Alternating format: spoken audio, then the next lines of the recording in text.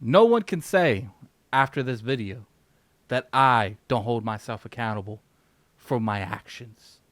I, Lord Addict, was wrong about Donkey Kong. What's going on, you guys? Gaming Guide here, coming at you with another video. Today we're going to be talking about Donkey Kong Bananza. If you have been following me for a while, you know that I have not necessarily slandered this game, but I've been very vocal on it. Nothing was grabbing me. And I mean nothing, I mean nothing. Like, I was sitting here looking at the trailers for this game.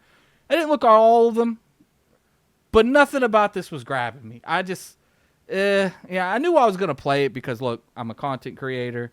You know, it's kind of my thing. You know, even though something might not necessarily grab me, I don't like putting myself in a situation where I have to go out and buy something to know if that's going to be for me.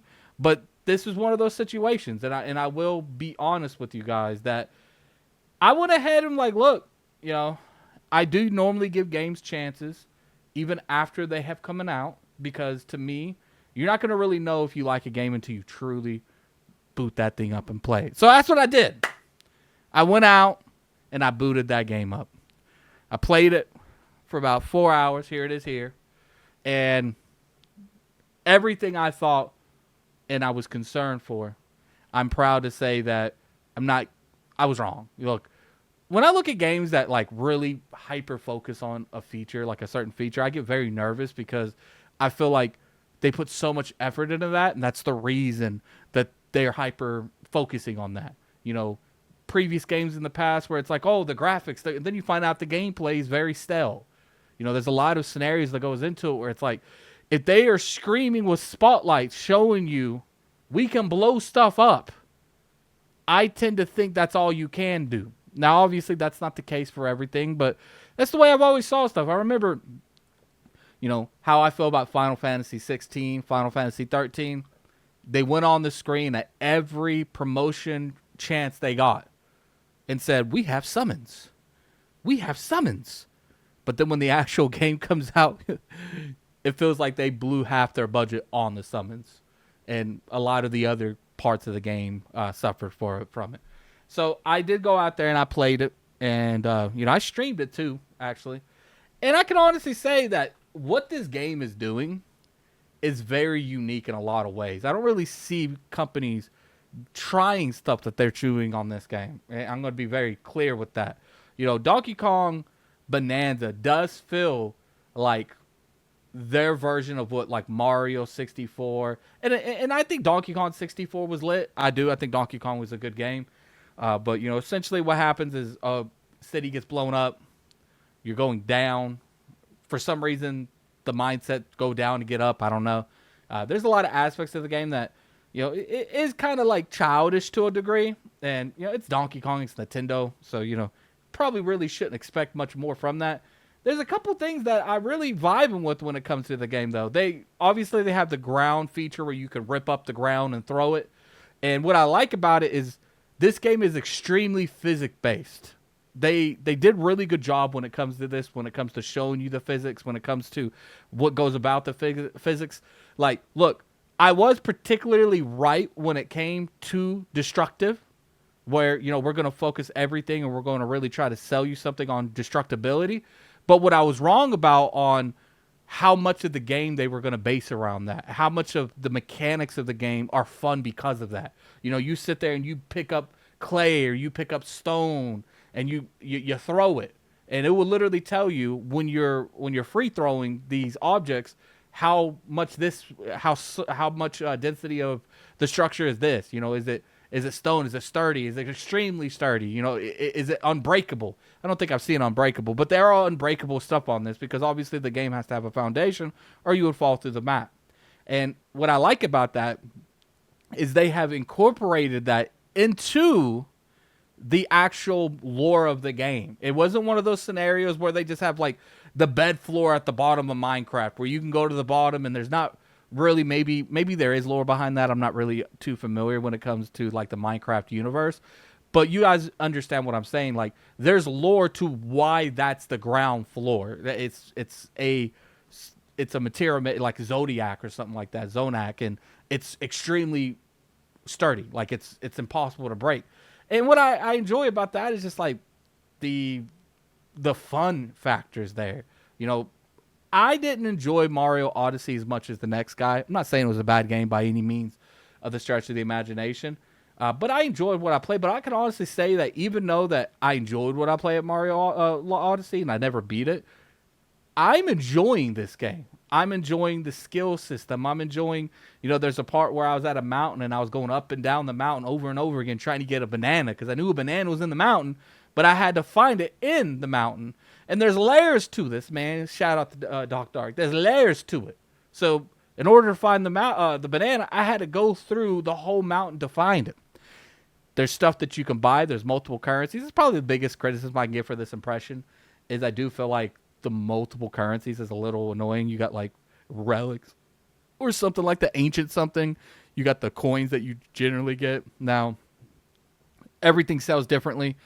With the coins, you could pick up, and then you got another currency on top of that. I don't know which ones you're using for this particular part, but there's a part in the game that I got to. Essentially, what they allowed me to do was to buy maps that would show you where stuff on the map is. I like how the map looks too. The map's very, detailed. You can see exactly where you want to go. There's a lot of aspects to this game I do feel is fun. I fought the first boss, and I could say that I really enjoyed that first boss. It made sense. It was unique. What's funny is on my stream, because obviously you could turn into more of an evolved Kong on here, Donkey Kong, and people were saying it was Hope Kong because that's how big he was. And I like that they put that aspect into the game, and I know there's a lot more to it than that. That's what I've been told in my chat. Look, from multiple aspects, all my time at YouTube. Especially on the podcast, Iron Lord's podcast. We stream every day at 1 p.m., every Sunday at 1 p.m. I've been very vocal on certain games that didn't resonate with me. I did it with Skyward Sword. I did it with a few games where I'm just like, look, the game just didn't hit for me.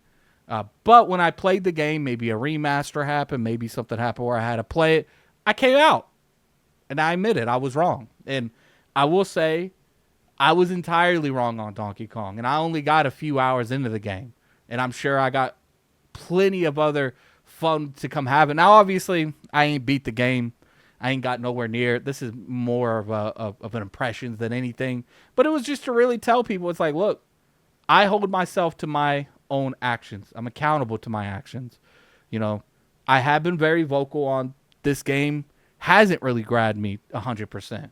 But what I will say is if I have driven you not to try this game for those words or those actions, I have to bow down, okay? It's safe to come out, guys. I enjoyed every bit of the few hours that I have into Donkey Kong. It's insane, man. It's insane. Nintendo by themselves deserve a video. I might give them a lot of slander and how they handle stuff. I'm very big on them doing with Breath of the Wild. I feel like they try to Breath of the Wild everything. They try to make everything Breath of the Wild, and this game a little bit too. I do feel a lot of inspiration from Breath of the Wild, but in a way that makes sense to Donkey Kong. I feel it's fair. Now, what they did to Pokemon, I don't feel like Breath of the Wild's formula works on Pokemon in any way, shape, or form, and I do feel like they hurt that franchise trying to do it. But what I will say about Donkey Kong is they found a way to make it fit Donkey Kong. Because it's not open world, more like hub world, but they've done it in a way that makes sense to the franchise that they're doing it to. And I have to give my shout out to Nintendo because, we like to give them a lot of shit, and we do. We like to go in on them, and we do. But one thing you cannot say about Nintendo is even with everything that's gone on throughout the past few generations, even though that they almost closed shop during the Wii U generation, is they always maintained and focused on the thing that's important when it comes to video games. And that's the fun factor. They've always looked at that fun factor over everything. And you could see it in their products from time to time. There's a reason every year there's at least one game in a contender for Game of the Year that comes from the Nintendo camp. Because their developers and them as a company have always saw gaming as what it is at the core. It's about fun. It's about having a good experience instead about just smiling and enjoying what you're playing.